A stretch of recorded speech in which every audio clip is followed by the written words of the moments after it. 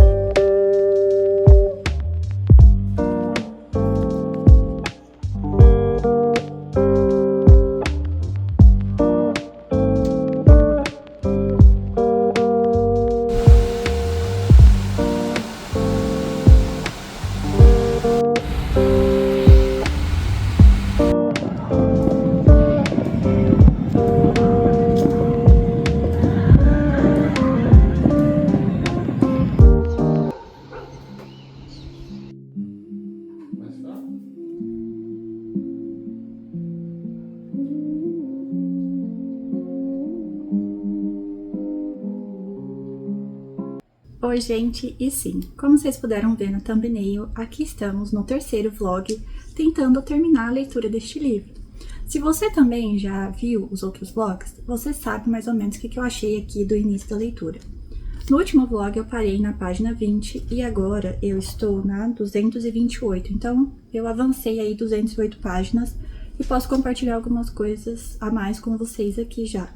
E também dou minha palavra que finalizaremos esta leitura neste vlog. Não vai ter um quarto vlog falando sobre esse livro. Vamos lá. Eu marquei aqui, fiz essas 3 marcações, que são diálogos, para compartilhar com vocês o porquê esse livro, ele não me agradou de início. E não me agrada até hoje. Mas a gente vai conversar mais sobre isso um pouco mais profundamente, né? Coisa que eu não tinha compartilhado tanto nos outros vlogs, porque eu não tinha caminhado quase nada, né? Eu falei um pouco da minha não conexão com essa leitura, porque eu não tava gostando dos diálogos, eu tava achando meio forçado. E também por aspectos da história mesmo, assim, além dos diálogos, da própria história parecer um pouco forçada, sabe? Daquele estilo, assim, de aspectos dos personagens para parecer que eles são meio diferentes e são especiais, uns diálogos e umas vivências e umas interações entre eles, assim, muito descontraídas, sabe?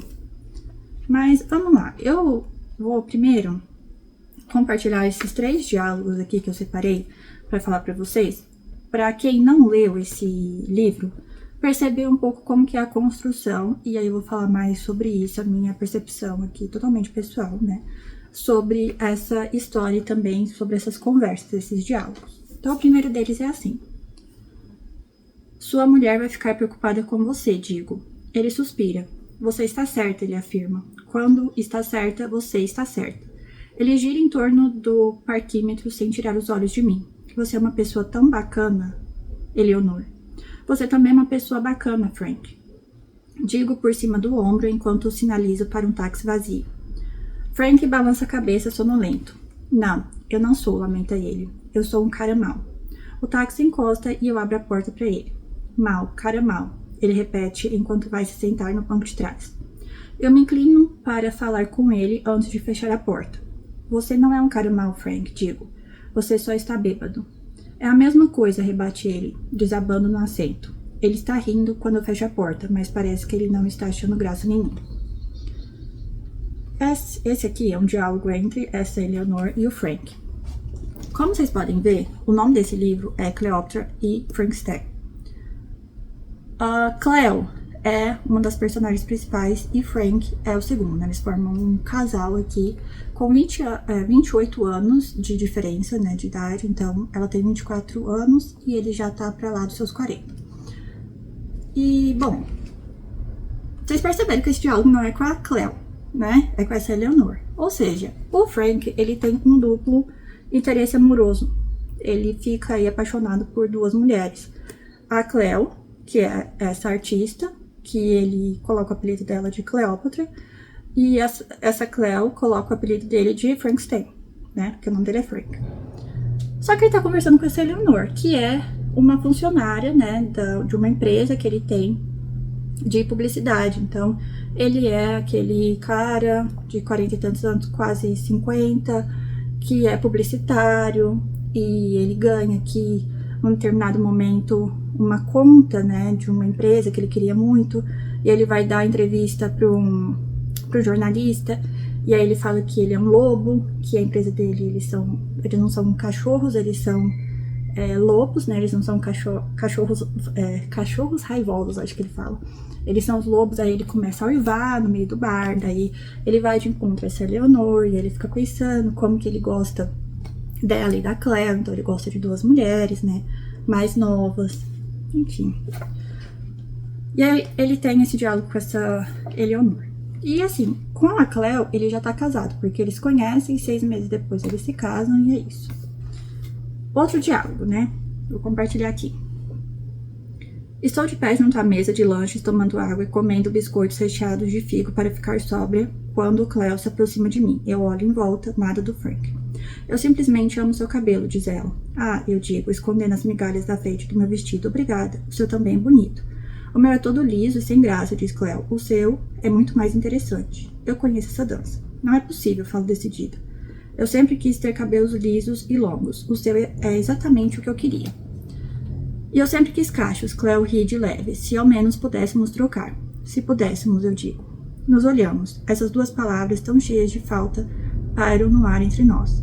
Como ele é quando está trabalhando, ela pergunta. Frank, ele é muito inteligente e engraçado, e apenas um sujeito muito decente. E aí elas continuam conversando, então é a Eleanor e a Cleo. Aqui depois desse diálogo, a Eleanor descobre que a Cleo, na verdade, é a esposa do Frank. Então você também tem essa quebra, que ela fica, né, sabendo disso. Que, na verdade, ele é homem casado. E nas outras partes aqui, não parecia que era ela que era narradora, né? Mas nesse capítulo específico, a gente começa a ler passagens, né, sobre a vida da Eleanor. E aqui uma terceira passagem que eu separei para compartilhar com vocês também. E são exemplos, gente, de por que essa escrita não me cativou. E talvez você goste, né? Eu tô lendo aqui essas passagens e você fala, eu gostei do jeito da escrita. E ótimo, né? É uma outra opção de leitura aí pra você. Mas eu estou passando, assim, por partes que ilustram porque eu não gostei, de fato, assim. Eu acho que é uma escrita meio pretensiosa, sabe? Assim, não sei se essa palavra é muito forte, mas é o que me ocorre, assim, a descrição. Ela parece um pouco pretensiosa, assim, tentando ser algo mais profundo do que realmente apresenta. É essa percepção que eu tenho até agora na leitura. Então, essa última parte que eu separei fala assim: você está distorcendo as minhas palavras. Eu nunca disse isso. Sabe de uma coisa? Isso me deixa enojado, Cleo. Me dá nojo ver que você pode ser tão ingrata. Sinto muitíssimo, disse ela. Eu não sei o que estava tentando dizer. Finge que eu não disse nada. Eu pensei que você era uma artista, falou ele novamente. Eu nunca esperava esse seu puritanismo de pequeno burguês, Cleo. Esperava de qualquer outra pessoa, mas não de você. Sendo honesto, essa coisa toda me deixa enojado. Isso me faz sentir que eu nem te conheço. Mas você me conhece, ela soluçou. Você é o único que conhece bem. Frank estava se observando como se ele não fosse ele mesmo. Ele se sentiu terrível e poderoso ao mesmo tempo. Nunca tinha permissão para sentir raiva enquanto crescia. Não tinha permissão para sentir nada. Agora a raiva se sobressaía a todos os outros sentimentos. Aqui é um diálogo depois que ela fala pra ele beber menos, porque o Frank é um alcoólatra, basicamente é isso. E aí eu falei, gente, isso aqui, além de parecer um pouco pretensioso pra mim, parece que a autora, ela pegou vários aspectos da própria vida e colocou aqui na história. E aí eu pesquisei um pouco sobre a vida da autora. Aí eu vou pegar aqui e ler pra vocês. Aqui, não assim, gente, nada aprofundado, no Wikipedia mesmo, que dá esse resumo pra gente. Aqui eu coloquei o nome dela, né, Coco Melrose, e aí é o seguinte. Nascida em 89, é uma escritora britânica conhecida por seus trabalhos em ficção e por sua atuação em diversas áreas da escrita, incluindo redação publicitária, jornalismo e roteiro. Ela é autora dos romances Cleopatra Frankenstein, de 2022, e do best-seller do New York Times, Irmãs Azuis, né, Irmãs Blue, que ficou acho que em português assim também, Irmãs Blue, eles não traduziram, em 2024. Ou seja, ela é britânica, assim como a Cleo. E ela trabalhou, né, em uma redação publicitária, o que se aproxima do Frank, né, então eu já achei aí aspectos da vida dela que ela colocou na história. E aí, veja bem, gente, eu não acho que isso seja um demérito, o autor, a autora usar da própria vida e colocar ali nos personagens. A gente tem isso em vários clássicos. O Dostoiévski mesmo, né, que é um autor que a gente lê aqui bastante no canal, e também o Dazai, eles colocam muito da sua própria vida, da sua própria história nos livros, nos personagens. Tem personagens que você lê e você fala, tá, isso aqui é a história inteira dele. Então, por exemplo, Dostoiévski como jogador, né? É muito da história dele. E esse não é um problema, você usar das suas próprias experiências na história. Mas é o jeito, a construção, sabe? Talvez seja a forma da escrita também que, como eu falei, não me cativou. E aí, juntando a isso, piorou pra mim, assim, sabe? Então, vamos lá, vamos continuar. Porque aí vocês vão ver que tem mais coisas que é muito... Ela pegou da própria vida, parece, e jogou assim nos personagens. E aí eu vou falar um pouco mais sobre isso, sobre os personagens e fazer uma correlação com essa história, mas só para amarrar aqui aspectos da vida dela.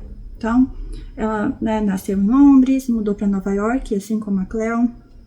Seu pai é executivo de publicidade, como Frank, e a sua mãe é terapeuta, como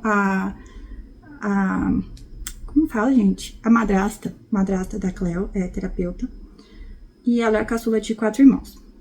Fez um mestrado em Belas Artes, né, em ficção, pela Universidade de Nova York. E aí, o mestrado em Belas Artes foi o que a Cleo foi fazer em Nova York, também nos Estados Unidos. Durante seus estudos, estagiou na revista W em 2009 e em 2020 mudou-se para Los Angeles, onde morou com o marido, um estrategista de marcas britânico. Então, ele cuidava de marcas, assim como Frank. Melrose falou abertamente sobre a sua luta contra o alcoolismo durante a adolescência e o início da vida adulta em Nova York, alcançando a sobriedade enquanto escrevia seu romance de estreia, Cleopatra Frankenstein, que concluiu aos 26 anos.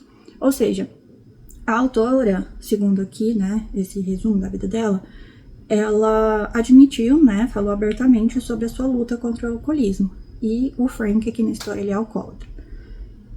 E aí tem aqui um pouco mais sobre, né, falando sobre alguns romances e curtas que ela coescreveu e tal. Mas acho que isso já ilustra bem o que eu tô tentando falar pra vocês.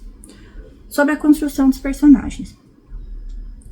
Tem algumas passagens aqui que basicamente a gente vai sendo exposto a coisas difíceis da vida adulta.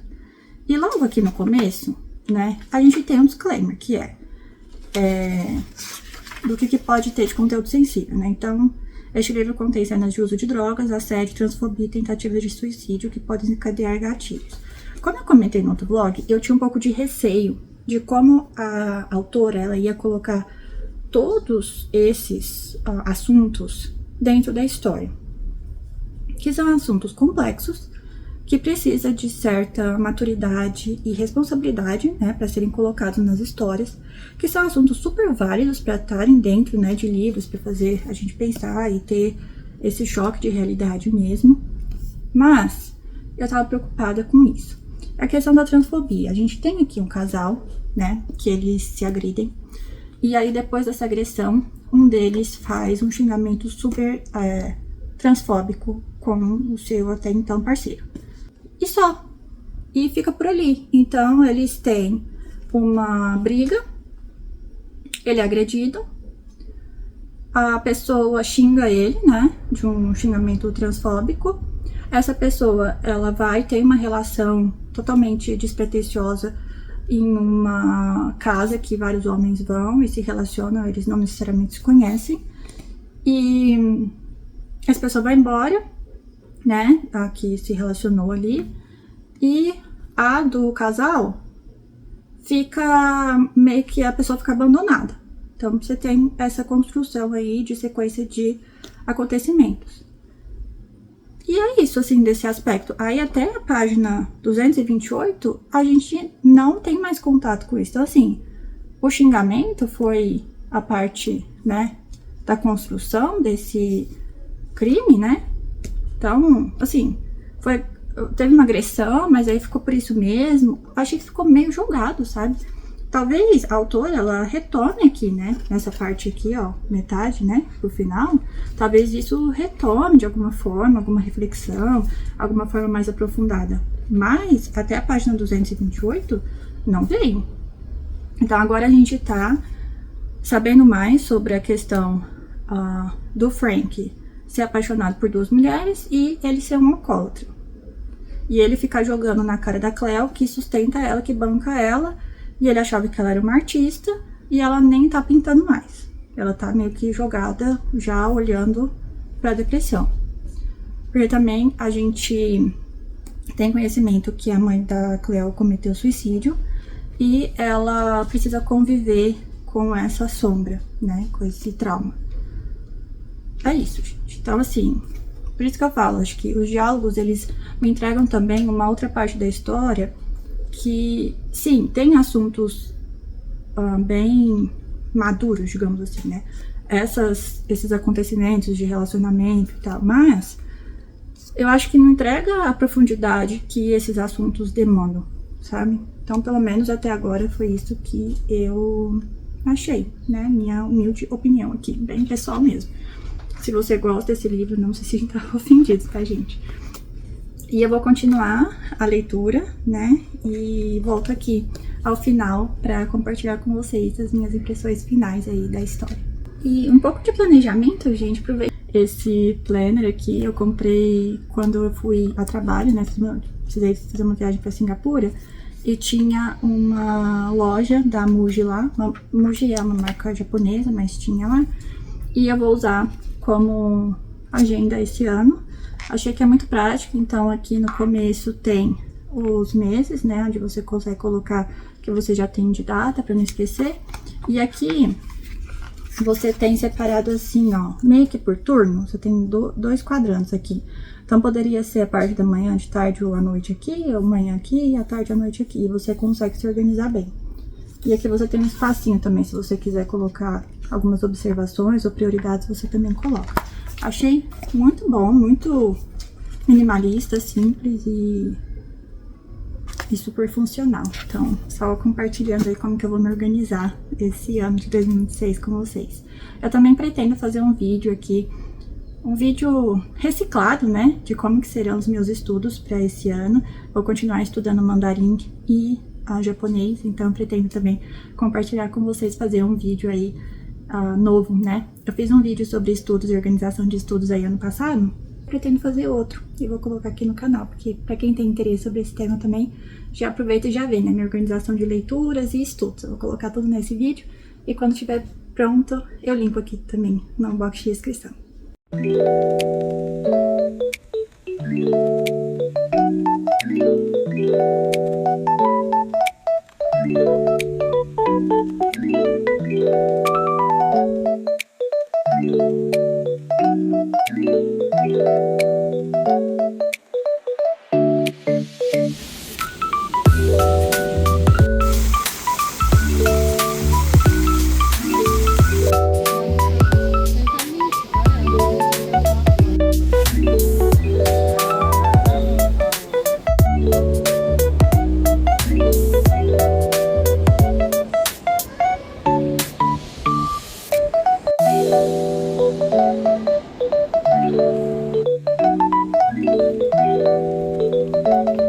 Voltei então para terminar esse vlog de leitura, mas eu fui, como vocês puderam ver, no Museu do Ipiranga.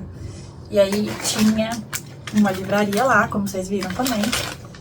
E eu comprei um livrinho. Tava na promoção. E é esse aqui. Vocês estudaram Milton Santos na escola, em geografia? Eu estudei bastante. Principalmente a parte de globalização, eu acho. Mas enfim, tem esse livro aqui que eu comprei dele, que é A Urbanização Brasileira. Achei que vai ser uma leitura muito boa. E depois eu venho aqui e compartilho com vocês. Vou colocar, acho que esse livro naqueles lidos, sabe? Que eu faço a cada 2 meses, mês sim, mês não.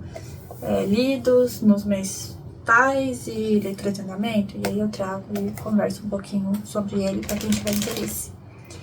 Mas vamos lá, vamos para o que importa para esse vlog, que é... Terminei a leitura aqui? Terminei, gente. Acabei de fechar, faz que nem 10 minutos. Acabei de fechar aqui o livro e acabei as 445 páginas, acho que foi isso. Isso mesmo, 445 páginas aqui. Olha, assim, depois da página 200 e pouco, né, que eu vim aqui, era na página 200 e pouco, acho que 238, por ali, eu achei que fica menos pior. Os diálogos, eles me deram menos vergonha alheia. Mas, ainda assim, a gente teve aqui situações que desenrolaram de uma forma que dá bastante raiva dos personagens. Então, assim, os diálogos pra mim, apesar de terem ficado menos, né, piores, ainda assim não resolveu, mas eu acho que fica menos pior, realmente. O livro, depois ali daquelas páginas digamos assim, da 300 pro final, fica mais aceitável, assim, na minha experiência, né, na minha experiência de leitura aqui. E assim, spoiler, gente, vou falar spoiler, vou falar o final e vou falar o que aconteceu aqui com os personagens. Lembra da Eleanor lá, que o Frank gostava dela e gostava da Cleo? Ele fica com essa Eleanor. E é uma construção tão rasa, assim, porque ele faz tudo pra essa Eleanor. Ele para de beber por conta dela e ela nem pediu. Ele para por conta própria. Sendo que ele era um alcoólatra, assim, irreversível. Quando a Cleo, ela ousou pedir pra ele parar, né, de beber tanto. Ela nem falou assim, pare de beber, ela só falou, pare de beber tanto e chegue um pouquinho mais cedo em casa, né, porque você chega muito tarde, nunca tá em casa. Nossa, pra ele foi o fim do mundo. E depois a gente teve, né, o episódio dela que ela tentou tirar a própria vida, como aconteceu com a mãe dela, né, mas a mãe dela acabou, infelizmente, conseguindo. A gente passa aí por essas situações. Mas no fim é isso. A Cleo trai ele também com o melhor amigo dele, que também é super mais velho. Já tá beirando lá seus 50 quase. E comparado a ela, né, que tem 24. Mas ela trai o Frank também, ele acaba ficando com essa Leonor. Assim, gente, eu acho que foi uma construção pra mim, tá? De novo, a minha experiência de leitura aqui, muito rasa. Assim, os personagens, os amigos dela, aqueles estereótipos, sabe? Que a gente vê aí em seriados que tentam fazer caricatura com a cara do pessoal dos Estados Unidos. Então, é isso aqui que você encontra. Pessoa que é viciada em drogas, mas não se aprofunda muito em relação a isso. Não é um aprofundamento assim, eu tenho aqui um personagem viciado em drogas e o autor explora isso, né, de uma forma mais profunda mesmo e responsável até. Não, assim, é apresentado como pessoas maluquinhas, entendeu? De Nova York, fazendo maluquices. Toda festa que eles vão, eles acham que todo mundo é falso, então eles precisam encher a cara e usar droga pra conseguir viver. E nada é aprofundado. Então, assim, finalizei, comprometido. Fica aqui a minha conclusão, né? Meu comentário, sem grandes entusiasmos, como vocês podem perceber. Mas eu tentei contar um pouco também do enredo, porque vai que alguém que tá assistindo aí fique interessado, ou pelo menos curioso pra ler aqui, você já sabe mais ou menos do que se trata a história. E, bom, gente, é isso. Cumpri aqui a promessa de finalizar a leitura finalmente desse livro. E agora vou seguir a minha leitura super entusiasmada. Aí sim, gente, a leitura entusiasmadíssima que a gente vai ter live, né? A gente tá tendo live no domingo. Talvez quando esse vídeo for ao ar, já finalizar as lives. Ou a gente vai estar na última em janeiro, mas enfim. Fica aqui o registro que neste momento, né, estamos em live. Hoje é dia 3 de janeiro que eu estou finalizando esse vlog. Mas tem aí mais, acho que 1 ou 2 vídeos pra sair pra vocês. Acho que são 2.